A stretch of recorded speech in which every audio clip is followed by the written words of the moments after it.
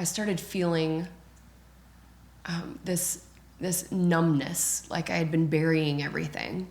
I didn't realize that at the time, but I didn't know what to do with it, so I started running. It was the only thing I knew to do. I'm a certified personal trainer. I'm a certified sports nutritionist with Precision Nutrition. I am a sports model. I'm doing fitness DVDs, sports print ads. I lead retreats, write articles for magazines. I've been on a few magazine covers. Fitness is definitely a passion, but honestly, once you know the whole story, you would see that fitness isn't the passion at all, it's people. But it has everything to do with why I'm here. So, I'll just start from the beginning. I grew up playing sports, but that was never what I dreamed about my future being. Grew up in my military family, moved all over the place, was homeschooled, really, really comfortable, sheltered, loving life. As soon as I moved away from the sheltered home life, basically I realized I can do whatever I want. My parents aren't here, and I can drink and party and all these things. And I joined a sorority, wanted to make friends fast. There was a tradition that we had where every upperclassman got assigned a lowerclassman as what we called Big Sis, Little Sis. And when I became a sophomore, I got my first little sis, and we got along really well, so we did a lot of things together. That summer, she went home and I stayed at school for summer school. She invited me over across the state to come visit her. So I jumped in a car, went across state. We went out to a party, because that's what we did. And she introduced me to some of her friends, and she was there with a guy. And we were drinking, and I was really uncomfortable. And unfortunately, when you're drinking and you're uncomfortable, you drink more. And before I knew it, I was definitely not sober anymore. And one of the guys had singled me out, and he kept refilling my glass, and she was nowhere to be found. And I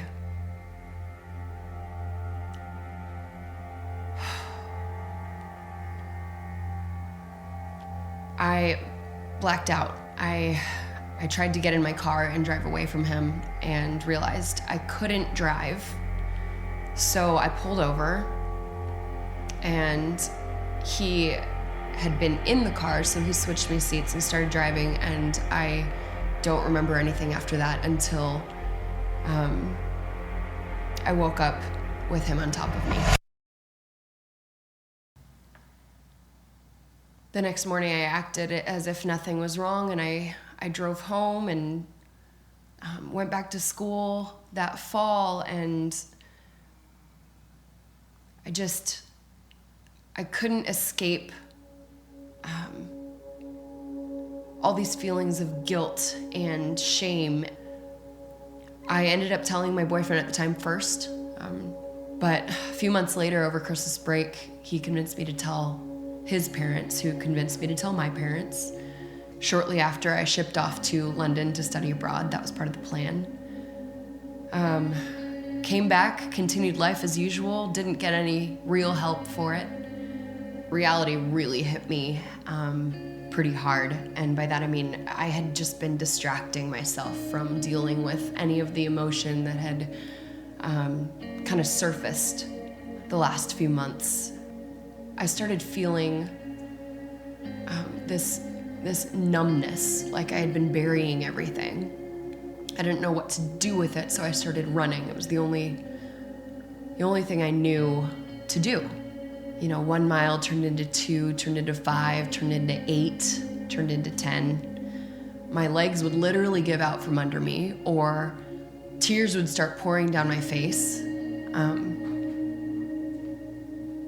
because I had to get to that breaking point because I wanted to feel something again.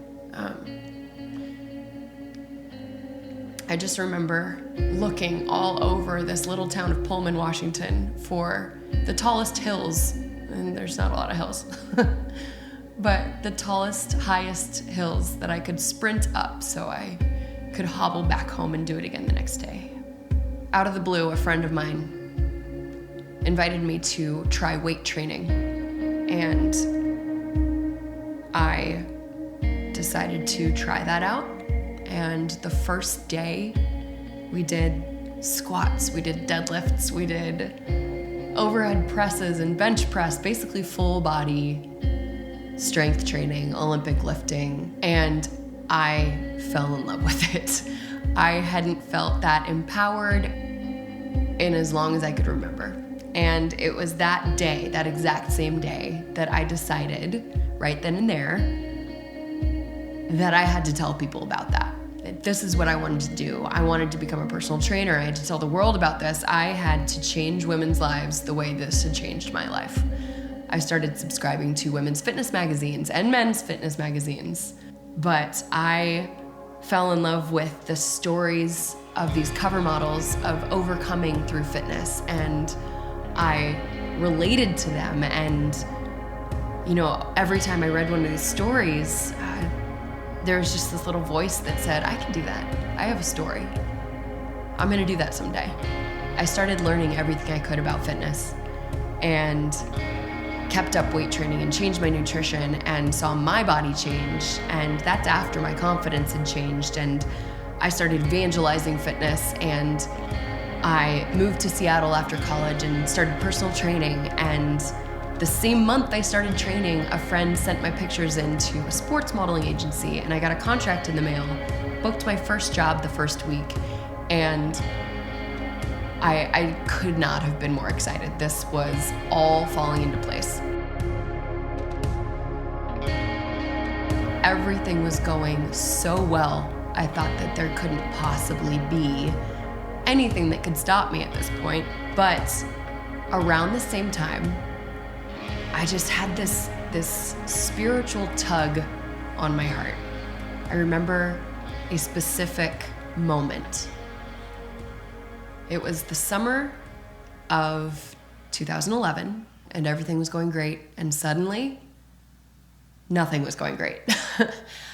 This particular time, it was every single source of income. Every stream had dried up. And I just found myself in my living room crying out to a God that I didn't have a relationship with, that I wasn't even sure was actually there, blaming him for my situation. God, I've done all of these things. I've done this, I've done this, I've done this, I've done this. Where are you? I was just rattling off this laundry list of things that I had accomplished as if I could earn favor. And out of the blue, in my 7th floor studio apartment in Seattle, Washington, I heard the voice of God shaking the room saying, "You didn't do any of that. I did that." I can't describe it because it sounded so audible, but I've never been so scared and so awestruck at the same time. Is you are just so amazed, but at the same time, you have this like reverent fear. But after that, I wanted to know who that was. And you know what? I actually found out who God was. All these years, I had been burying these feelings of guilt and shame and just feeling so worthless and disgusting and like unworthy of any sort of affection. Or by learning who God was, I found out not only is his character good, but I also found out how he sees me. And that is precious and beloved, and beautiful, and man, I just fell in love with God. So Rachel, just tell me a little bit about yourself. There's so much to know. I'm a certified personal trainer and entrepreneur in the fitness industry. I think what I love most about fitness, besides the part where I don't have to sit in a desk all day, is that I get to see people's lives change for the better. I get to see their eyes light up when they finally get it, and they get to see their body changing, and they get to recognize the strength that was inside them all along that was just dormant and they didn't even know what to do with it. That's just awesome. I love changing lives.